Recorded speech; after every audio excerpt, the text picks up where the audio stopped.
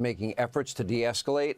The anti-ICE and other dangerous rhetoric from the left is only escalating and growing more violent. Listen to, washed-up actress Molly Ringwald parrot the far left's talking points, of course, comparing ICE to, you guessed it, Nazis. Take a listen. We have one of the greatest countries, had one of the greatest countries in the world, and I've always been so proud to be an American. But right now, this is a fascist government. If you look at what happened in France, where I lived for a few years in my 20s, they were taken over by the Nazis. They were invaded, they were taking over, and a lot of people collaborated. Eventually, they got their country back, and those people who collaborated were found to be criminal.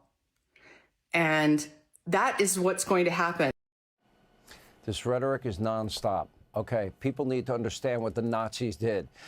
These law enforcement agents, they are arresting, murderers, rapists, child molesters, drug dealers, and cartel members, and making the streets of Minnesota more safe and more secure so people actually can pursue happiness. Then you got idiots like Massachusetts Congressman Seth Moulton defending the Nazi comparisons. Take a listen. I don't think that the comparisons with Nazi Germany are extreme, because that's what happened too. That's why ordinary German citizens began to accept the idea that certain members of their community would be singled out. I mean, they have ICE tip lines, would be directly targeted in violation of the laws of the land, and it would be done as by agents of the state. But that's what's happening today in Minneapolis.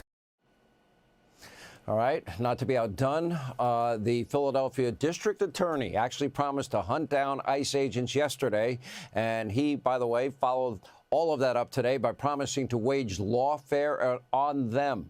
Okay, he shouldn't be impeached for this. Listen. This is a small bunch of wannabe Nazis. That's what they are. In a country of 350 million, we outnumber them. If we have to hunt you down the way they hunted down Nazis for decades, we will find your identities. We will find you. When some federal officials whose paychecks we pay through our taxes are not, but we intend to see it through as justice requires in individual cases, now or in the future. And if we do obtain those convictions, and if there are sentences of incarceration or even of probation, the President of the United States cannot pardon them, period. See what's at stake come November in the midterms? But maybe most despicable of all, one Democratic candidate for Attorney General in Ohio actually saying he would kill President Trump through capital punishment. What a disgusting, vile thing to say. Take a listen. Hi, this is Elliot Forehand, candidate for Ohio Attorney General. I want to tell you what I mean when I say that I am going to kill Donald Trump.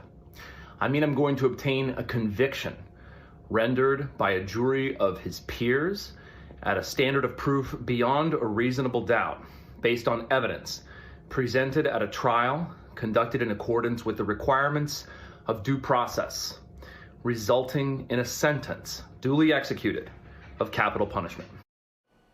All right, the question tonight, why won't Democrats work with ICE, follow the law, understand that we have a Constitution, there is a supremacy clause, and enforcement of federal laws lies with the federal government and federal officials? Why won't they help remove murderers, rapists, child molesters in their own city to keep people more safe and secure? According to a new report, many of America's safest cities are in jurisdictions that fully cooperate with ICE. You would think Democrats would prioritize the safety of their own citizens over the desires of their far radical left-wing base. Just take a look at Minnesota, where, according to ICE, the state won't let them arrest nearly 1,400 criminal illegal immigrants.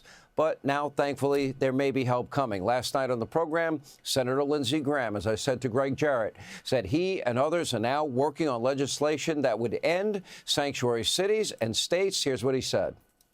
President Trump is working with me and others to introduce a bill to go to the floor of the United States Senate to end sanctuary city policy forever, to eliminate it All the 12 states who are doing this will be punished if they don't change. You can never have law and order or sanctuary city policy. You're going to have massive fraud. All right, that legislation needs to be passed immediately. Hey, Sean Hannity here. Hey, click here to subscribe to Fox News YouTube page and catch our hottest interviews and most compelling analysis. You will not get it anywhere else.